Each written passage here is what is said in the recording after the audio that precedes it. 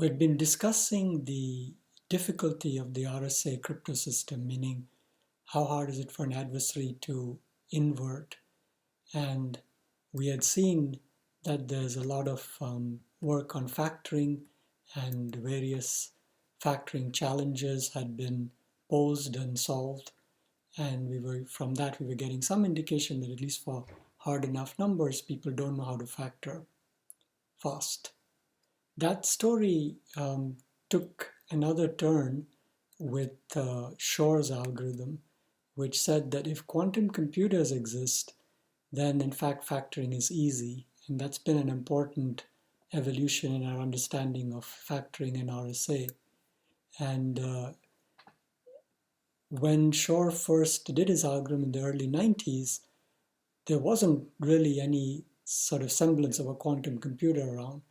You can see this more recent article, which is a little extreme, but in their viewpoint, the algorithm was created in the early 90s, and now technology is catching up in the sense that they believe quantum computers are close to arriving that could run this algorithm, and that would guarantee the end of RSA encryption.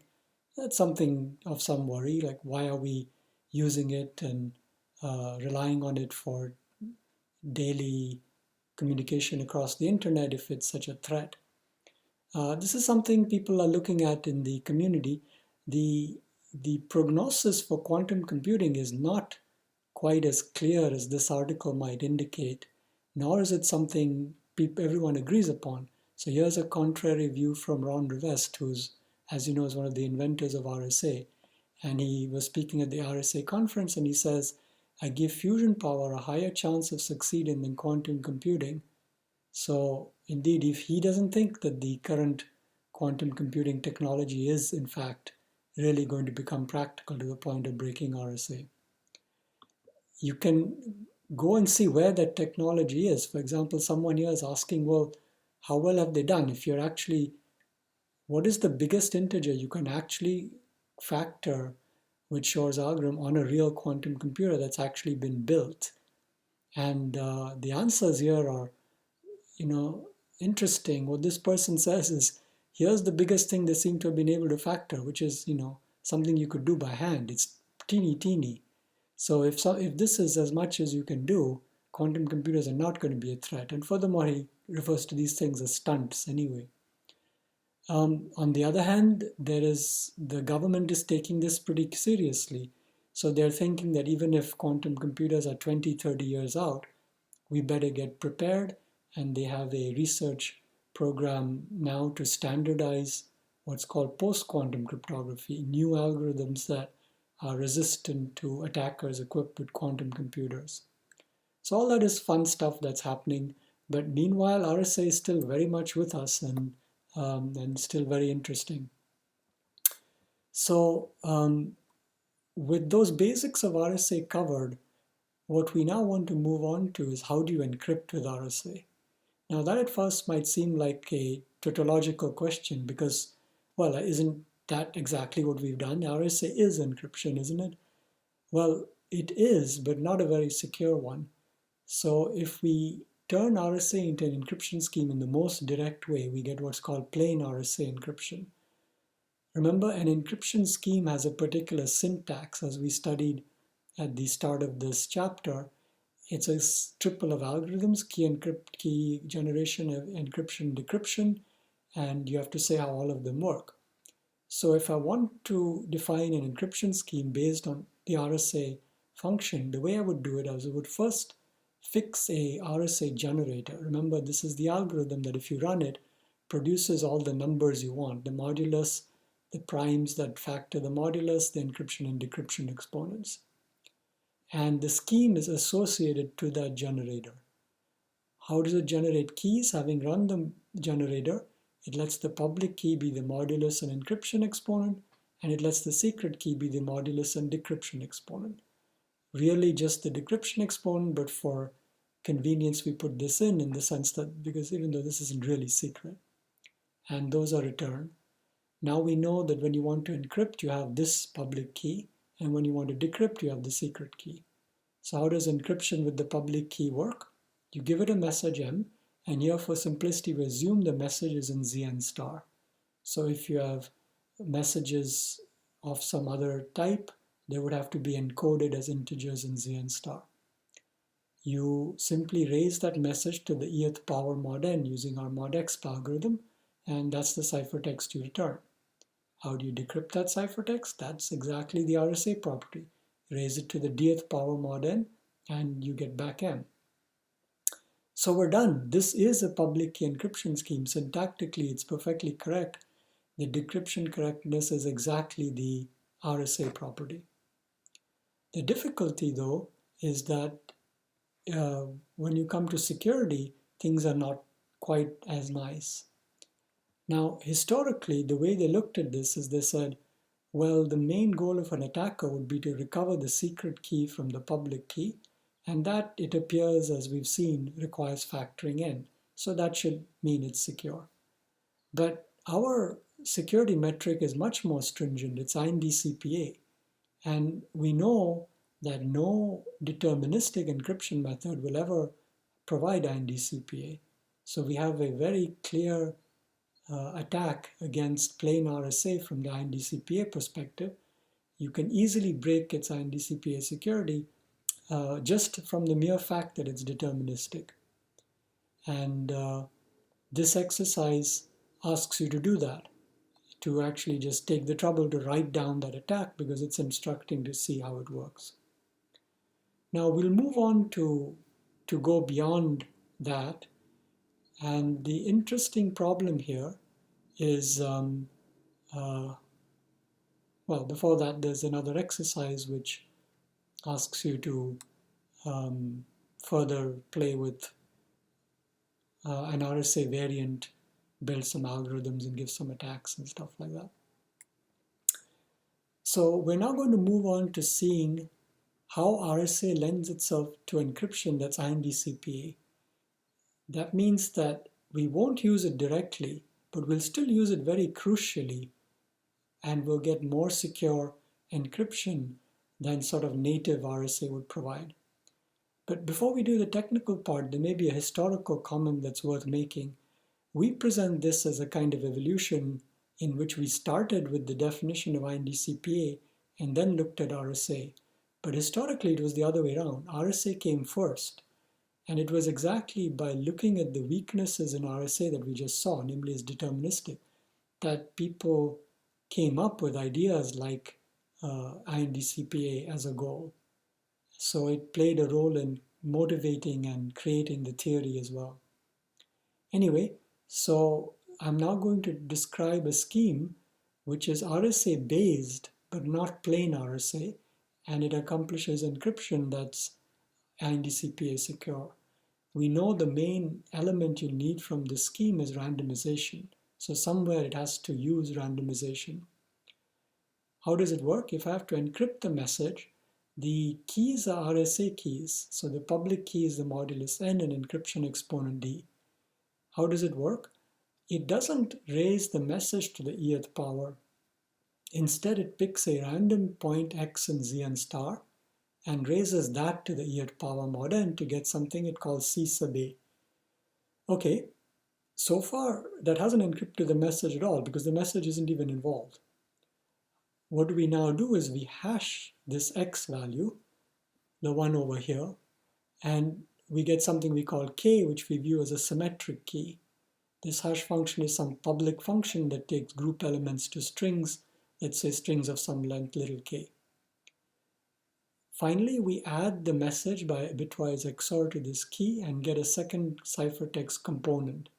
And the full ciphertext is this, the asymmetric component, and this, which we call the symmetric component. What this accomplishes is effectively, we think of little x as a symmetric key that's being transferred from the encryptor to the receiver through this ciphertext. That shows up in decryption when you have to decrypt this pair, which is the full ciphertext under the secret key. The secret key gives you the decryption exponent for RSA. That allows you from this, by raising it to the dth power mod n, to recover the x inside here because that's exactly RSA inversion. Once you have the x, since the hash function is public, you can compute k. And then since you have c sub s, you reverse this and get m as cs plus k. So this, it turns out, is good. You can see the randomization step here, and it turns out that it's done well enough that INDCPA actually holds. So here are the details, and if you have to write the scheme algorithms in the proper syntax, you have to write all three of them. Formally, the scheme is associated to a generator. SRSA stands for simple RSA. There's a public hash function as well, returning strings of some length little k, which is the message length of the scheme. Key generation runs the RSA generator to get those 5 numbers, and then the key setup is exactly the same as in plain RSA. The public key is the modulus and encryption exponent, secret key is modulus and decryption exponent, and those are the keys returned. Encryption takes the public key, which is N and E, and then it takes the message M to encrypt. The message M is no longer a group element, it's a string of length k. And then it does what we saw on the last slide. You pick a random x from Zn star, hash it to get k, a symmetric key, and then you create this asymmetric ciphertext raising little x to the eth power mod n to get a group element. This is simply apply the RSA function to little x. Also, you add this key here to the message to mask it and get this symmetric ciphertext. And the ciphertext for SRSA is the pair. When decryption gets that pair, it wants to recover M. For that, it needs K. How is it going to get K? Well, it's hash of X, so it needs to get X. How does it get X? By taking this C sub A, which is X to the power E, and doing RSA decryption. We know that that will reverse the encryption and get back little x. And then you can run through the rest and you get back the message. So this is a solid, good scheme to use.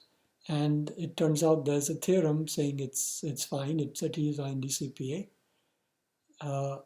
It says that you have to assume one-wayness of the generator.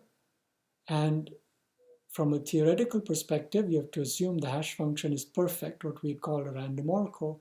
Like I said, not something we'll actually define or pursue formally in this class. In practice, you obtain the hash of k by some method like this. Take a hash function like SHA-256 and apply it to k, except to get more than 256 bits out as the native hash function would give you, you might apply it to small perturbations of k a bunch of times and concatenate the results until you have enough bits. This scheme is good from the point of view of security, but from the performance perspective, it has one element that people were a little bit unhappy about, which is that even if your message is very short, you start increasing ciphertext length. So if you look at the scheme, the ciphertext consists of one group element plus something which has the same length as the message. What this other scheme does is it says that as long as the message isn't too big, I don't have that extra overhead. Somehow the message is embedded back into the group element. And this scheme called OAEP has turned out to be pretty popular and well used as well. And it also has proofs of security. The keys for it are the same. The usual RSA keys, the public keys is the modulus and encryption exponent, secret key is the modulus decryption exponent, and I'm illustrating here in the case of a 1024-bit modulus. It will use not one but two hash functions. The first is a function that's actually expanding. It takes a 128-bit string and returns an 894-bit string, and the other H is the other way around. It takes 894 bits down to 128. When I want to encrypt a message M, I'm going to assume its length is at most this much. And then the ciphertext is going to be just a 1024-bit string, so that's the extra compactness we've achieved. Of course, it better be randomized. We won't get INDCPA otherwise. starts by picking a random 128-bit string, and now write it down here. Here, write down the message, but put some redundancy, some zeros in front. And here, pad it out until you get a string of length 894, so that this together fits in 1024 bits. This says it's a mandatory one and as many zeros as you need to bring the length up to what you want. And now there's a kind of DES Feistel-like structure. Take R, apply the function G, XOR this entire thing into it, apply H to the result, XOR R now back into that and get S and T. This is some 1024-bit string. Now notice that so far we have no security whatsoever. G and H are public functions, and this structure is easily reversible. If I gave you X, which is S and T, you would very easily recover M. So the security is going to come from RSA. What you do is you now apply RSA to X by raising it to the eth power mod n, and that's the ciphertext that's returned. How do you decrypt? When you get the ciphertext, the first thing you do is reverse RSA encryption. So you raise the ciphertext to the dth power, which you have in the secret key, and get back the X. You parse X into its two halves, S and T. And now remember that just as DES decryption holds, the Feistel structure is reversible. Right? So from S and T, you can maybe see it here, you can get back these two things. How? By running T through H, adding that to S to get R, running R through G, and adding that to T to get this stuff over here. And so we see that over here. So you run T through H, add to S to get R, run this through G, add that to T and get here. Now, when you come here, you parse what you get into three components. The first one, 28 bits, and then here you remove the padding, and M is whatever is left.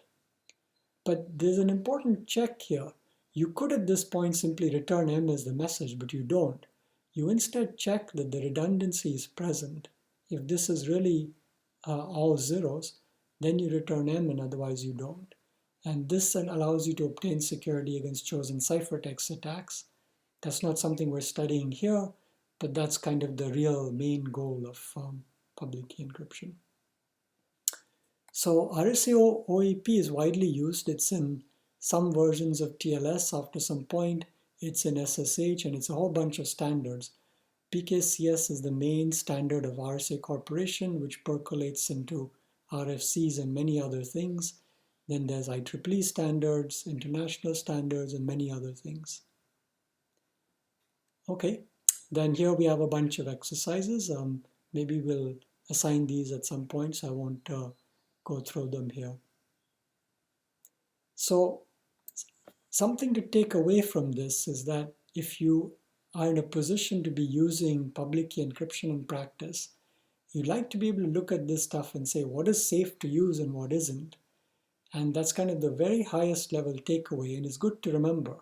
And the bottom line is plain RSA is not really a safe tool, but the other things we've studied are.